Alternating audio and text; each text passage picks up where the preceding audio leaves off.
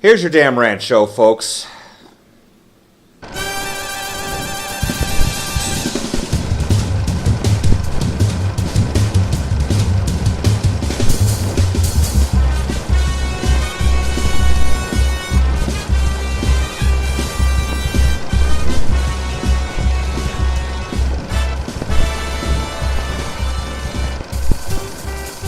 Greetings, pervy internet nerds, and welcome to Film Rants, the kind of show you watch when you have that uncontrollable urge to be chastised and berated for liking a film that sucks to high hell, or to be beaten like a frightened puppy for hating on a movie because the internet told you to.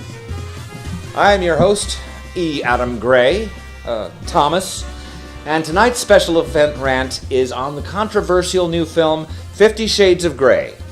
Starring Jamie Dornan and Dakota Johnson, this 2015 film explores the bizarre relationship between a shy, virginal ingenue and a powerful, damaged billionaire.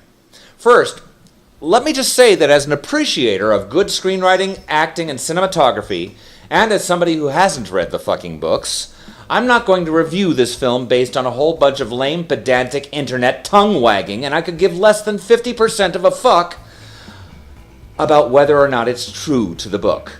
The film's male protagonist is Christian Grey, a young and immensely powerful entrepreneur who has a rather twisted way of sating his sexual desires. He sets his sights on Anastasia Steele, a shy young college student with literally no sexual experience whatsoever. Literally, I don't know how old this girl is supposed to be, I guess 21 or 22, but I do find it a little bit hard to buy that she's never even had so much as a boob groped while watching a shitty horror movie parody in a movie theater by a sex-crazed date. Nonetheless, she catches the eye of Christian Grey, who becomes more than a little bit obsessed with her. It bears mentioning here that the original novel of this film that was based on started out as a Twilight fanfic. The fact that I like this movie is a fuckload more than I like the Twilight movies should tell you something right there. Okay, let's be honest here.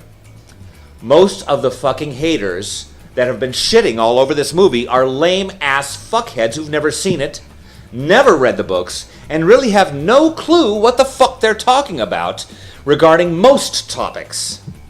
Internet fuckbags who just can't help but jump their fat Cheetos-gobbling asses onto just about any interweb hate-mongering, ignorance-spreading gravy train they can find, just to try to give some meager meaning to their pathetic little lives.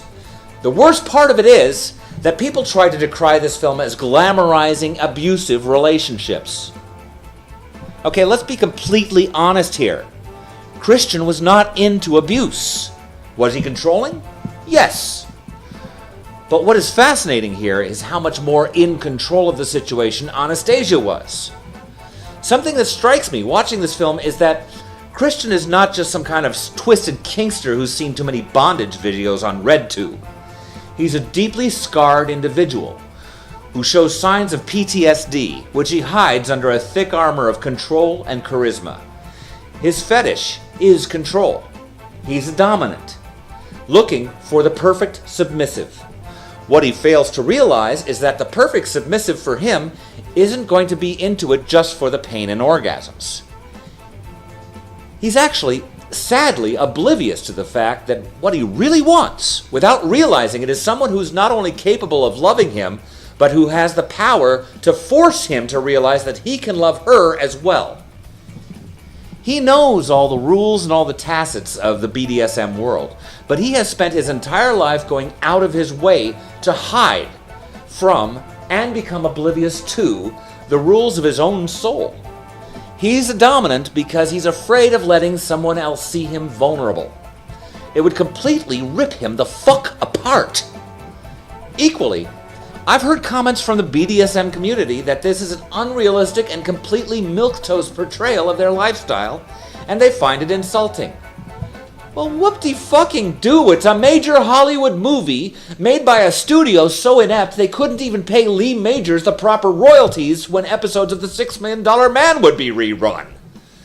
Hollywood films don't get it right. And in cases like this, it's more than likely because if they did, the MPAA would never allow the film to see the fucking light of day. Seriously, do yourself a favor sometime. Watch This Film Is Not Yet Rated to see what a totalitarian hold the MPAA has on films to this very day. Now, I'm sure a lot of you probably tuned in to watch me flip my shit and scream about what a fucking shitty film this is. How nobody can act, the director sucks, and the cinematographer must have been smoking crack. Whatever. Guess what, fucknugget? That's not what this show is about. I liked this film. Is it my favorite? No, not by a long shot. Are there problems with it? Yeah, actually, definitely. For instance, I thought the actor playing Christian was cast more for his looks. He didn't quite seem to have a firm grasp on the character, and his energy at times was pretty flat. When he was supposed to be in full-on Dom mode, he didn't come off as intimidating as much as he should have. Nonetheless, if there's anything about this film to rant about, it's the ignorance the internet as a whole has displayed in their revulsion of it. I'll admit, anyone who has ever been in a physically abusive relationship probably shouldn't just pop this film on or casually stroll into the theater without knowing a little something about it firsthand. But fuck, that goes for a lot of movies. I'm pretty sure that there's at least a couple of New York residents that survived 9/11 that aren't too comfortable watching some Godzilla films. And probably a handful of Vietnam vets who can't sit through Apocalypse Now comfortably. You know? Does that mean 50 Shades romanticizes or glorifies abusive relationships? No more than a Snickers bar is single-handedly responsible for America's obesity problem. Grow the fuck up, viewers. A movie isn't going to make some asshole smash a lamp into his wife's head. His own alcoholism and the fucked up bullshit childhood he went through is the culprit there. Abuse starts and ends in the brain, not the multiplex. Blaming movies for society's problems is just another way society shifts the responsibility off of the individual. And it's fucking stupid. If you're that afraid a movie is going to make you abusive, then you're just an idiot. On the Rantometer, Artistic gets a 4 for some amazing cinematography and direction. Coolness gets a 4 as well, because it's cool. And, well, I finally got to watch a movie for this show with some tits in it. Originality gets a 4, losing only 1 point because some of the stylistic choices seemed a little too much like typical romance movies and didn't show enough contrast with the darker elements of the storyline. I do have to give it a blade on the suckitude, because honestly, I really think that Christian should have come off a bit less stone-faced. And it was originally written as a Twilight fanfic, so it kind of deserves a blade for that as well. So that gives 50 Shades of Grey a total score of 11. It's a damn good movie overall if you just stop letting Facebook and Twitter do all of your fucking thinking for you. Next week, we'll finally finish up the December requests with House 2, the second story, as requested by Stephen Driesen. Sorry about the delay.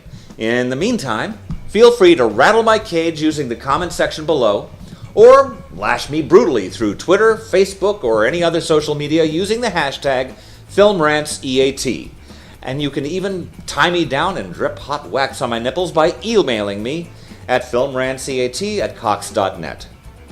Have a great night, and we'll see you all next week.